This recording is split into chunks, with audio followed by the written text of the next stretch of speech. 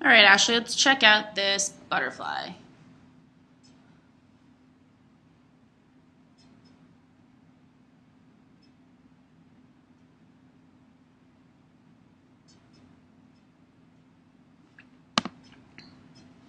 All right, good job on the streamline. Really work those underwaters. Don't get lazy. 2 kicks underwater. You can probably take a couple more than that. Things look pretty good above the water. You can be a little bit more relaxed in the recovery. You get a little bit choppy at the front of the stroke and you're really like throwing your hands forward. Remember, nice and long and smooth on the recovery. Just bring your arms around, palms facing backwards, thumbs facing down. Try and be relaxed as much as you can through the stroke. You don't have to come quite so high. As you come higher, it's going to cause a lot of up and down motion in the stroke that isn't really necessary. So remember,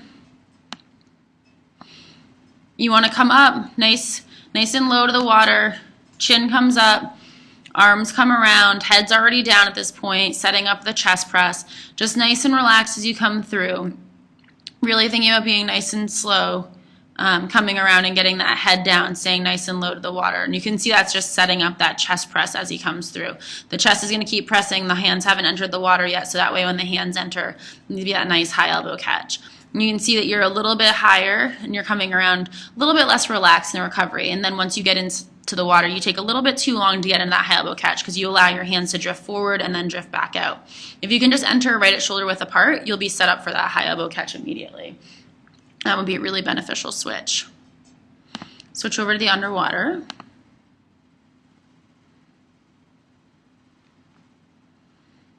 Really work those underwaters, don't get lazy.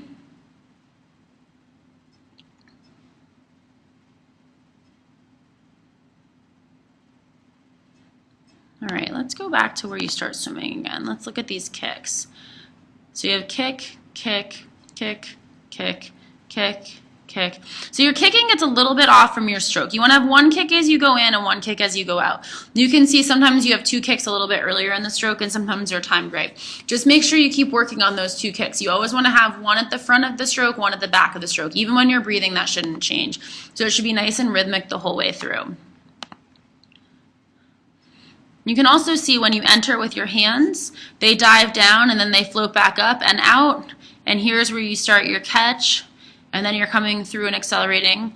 Try and have that set up right here so that you're already hips up, chest down, and those hands are up at the surface of the water. Remember, you want to be in that high elbow catch as soon as you enter. So you can see the different positions here. Pull you down a little bit. So you can see similar in the body position, but the difference in the arms is a critical change that you're going to need to make.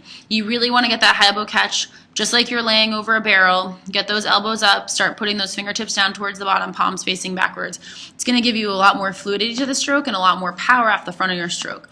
Same as all the other strokes, high elbow catch, super, super important. Having that nice rhythm to the stroke. I think if you're able to get that high elbow catch earlier, you're going to see that your stroke gets a lot more powerful, and it's also going to make the recovery a lot easier and help fix the timing. So a lot of stuff is stemming from fixing that high elbow catch out front.